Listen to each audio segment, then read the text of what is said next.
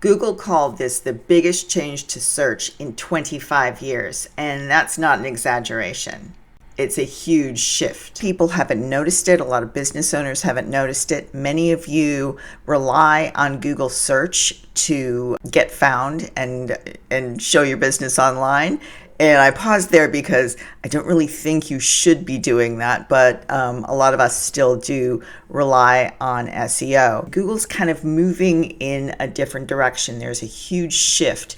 And I want to talk about what this means and what you can do about it and how you can adjust your website to still get found in SEO. Okay, so first, have you noticed that Google looks and behaves a little bit different recently? For example, once you ask a question on Google, now often Google just gives you the answer to the question right at the top of the page. For 25 years, Google has worked one way.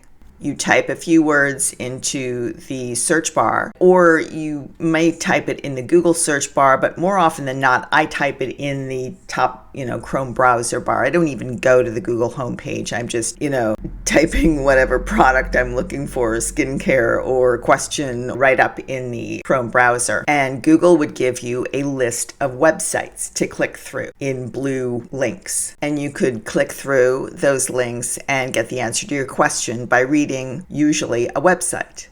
That was the game. So in Google right now, the Google home screen, it looks pretty much the same as it always did, except we've got this AI mode added into here. So if we click on the AI mode, it turns it into something that looks like ChatGPT or Claude or any of those kind of AI platforms, and you can ask any question you want. But this isn't usually where I ask a question. I don't go to google.com, the homepage. I'm usually somewhere in my day on the computer. When I'm Googling something, I'm typing it up here in the browser. If I'm going to Google in here, what's healthier? Kale or dandelion, and that is something that I would actually Google. So what am I getting from Google now? What I used to get is if I scroll down, I'd get something that looks like this, and I'd get probably sponsored links at the top. I'm not getting any sponsored links in here. All I used to get was a list of where I might find the answer to that question.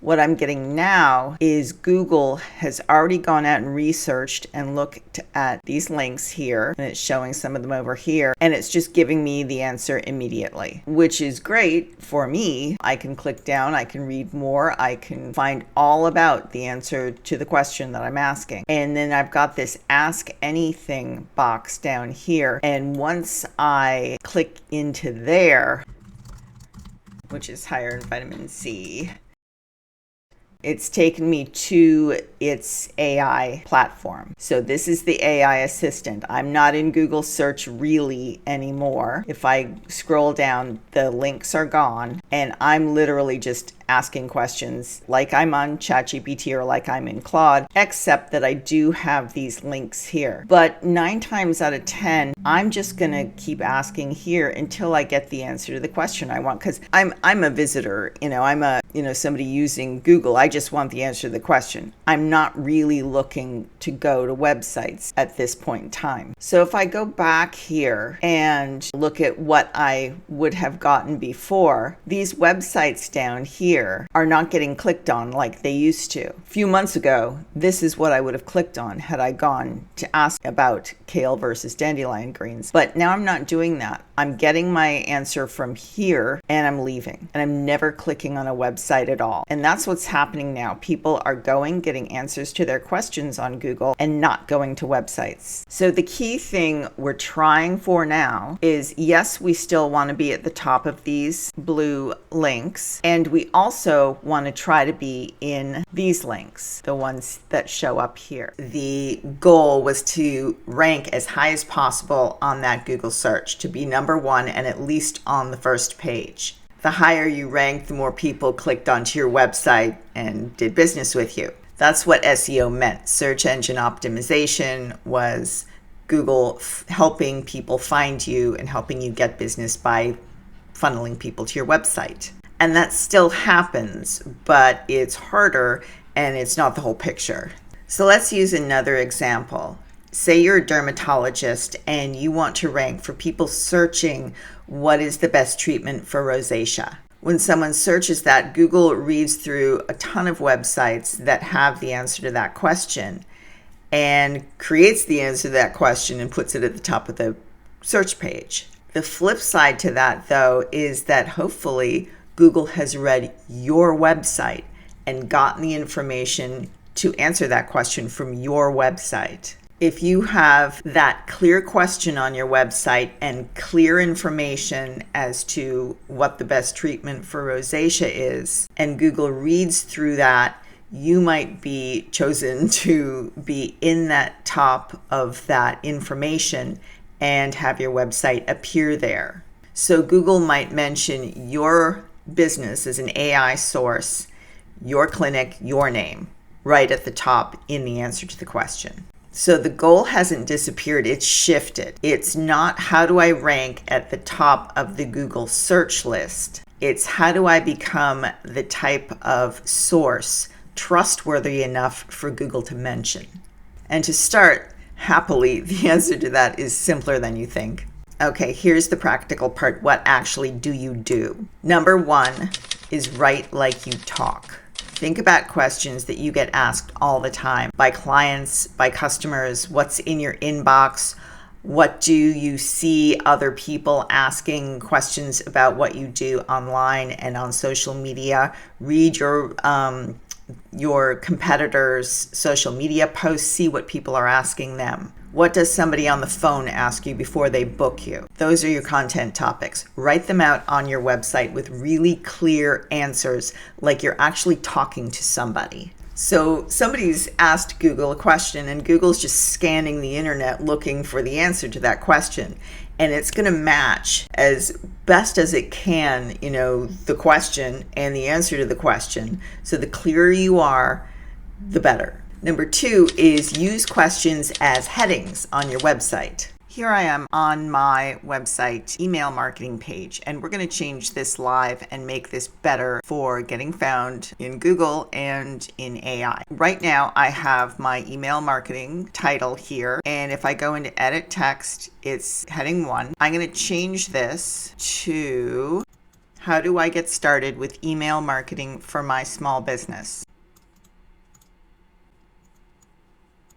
Now I've got that. It's still, if I go into edit text, it's still the H1 header. It's still the first heading. Now this was my H2 header. It says heading 5. That's just the style of the text. But if I go down here, the HTML tag I've chosen is H2. I'm going to change that right now to paragraph. And I'm going to change it up here to paragraph 1. And I'm going to change this to all caps.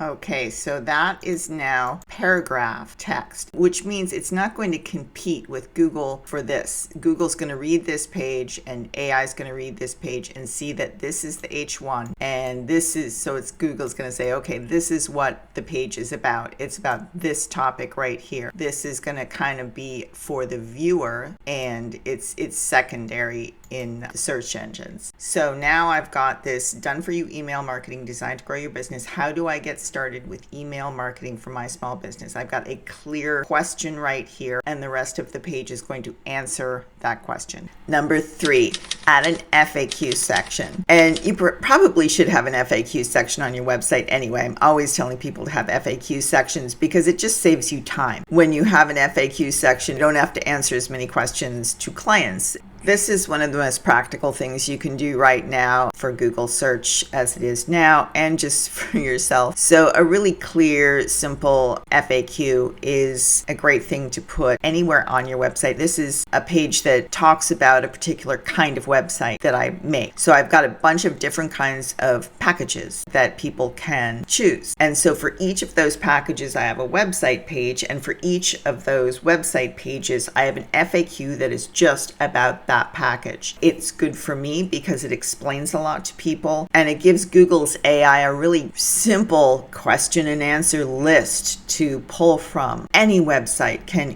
whether you're a roofer and you're answering questions about different kinds of roofs, or whether you're a therapist and you're answering questions about different kinds of therapy. Back to that dermatologist, I did a dermatology site that has tons of FAQs on it. People like to read FAQs. People like to find out more and as much as they can on the website about what it is they're thinking about purchasing. FAQs are great. And AI is really, really helpful with writing FAQs. It's one thing that I certainly would suggest that people use to write their FAQs. So you can go into Claude or ChatGPT and you can ask Claude or ChatGPT, whatever you use, to read your website or read all your services and provide you with an FAQ based on your website. It's super easy to do. It'll save you a lot of time. You don't have to write the FAQs all yourself. So here I am on Claude. I am going to paste a link to my email marketing page, and then I'm going to copy and paste a prompt in here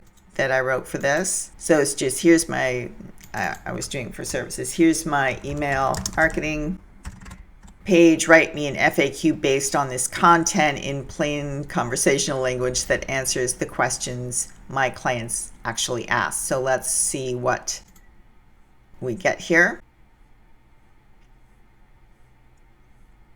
And there we go. We can rewrite them, change them, do whatever you want to them, add anything that you can think of that they skipped. But how long did that take? Just a minute. You can use that on your website, edit it how you like. And it's genuinely really good because it knows why it's writing it for you.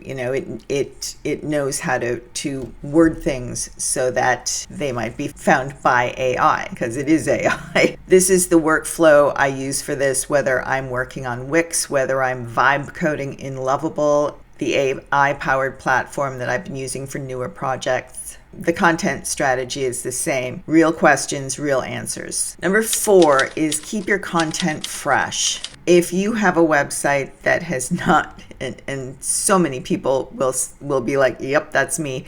If you have a website that you have not touched in a year or 2 years, it's just a brochure, it's just been sitting there, please refresh it. Update the information, add an FAQ section, change out the pictures, add some blog posts. With AI now, it's easier to write those things. You don't necessarily need to completely redo your website. Change a few pages so that Google knows it's been touched. Google knows there's somebody live behind the website. Now, I want to take a moment to mention what you don't need to stress about here, because there's a lot of technical noise about this and people worrying about, you need to get found on ChatGPT, you need to get found on Claude. And the same things that are going to get you found on Google right now are the same things that are going to get you found in those AI places. So don't worry too much about needing to pivot everything at this moment. And just to finish up, one more thing I want to mention to you is your Google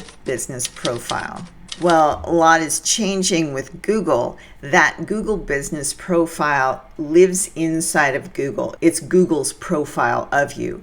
It's their directory. They're not going to start ignoring that. The map that appears with businesses next to it, that appears when somebody Googles, dermatologist near me or contractor in Syracuse, that's powered by a Google business profile. And unless you have a Google business profile, you're never going to show up in there. So get yourself a Google business profile. Just Google business profile, and it'll show you exactly how to set one up. It's not hard, but it is a little bit to do. And that's also where you get Google reviews too, which are, in my opinion, the best reviews to have. So the map thing and your Google business profile, they're still showing up prominently, even though all this other stuff is going on at the same time. And if your Google business profile, like mine, is outdated, that's an upcoming video. I'm going to update mine and do a video on how to fix your Google business profile, what you should be doing there. If it's outdated or incomplete, or has no recent reviews. That's actually one of the most important things you can fix right now. So make sure you're subscribed, and that video is going to be coming soon. So to bring this all together, Google's changed a lot. The list of blue links is still there, but it's not at the top anymore. At the top is most of the time going to be Google's own made-up answer for you, or researched. Let's not say made up. They didn't make it up.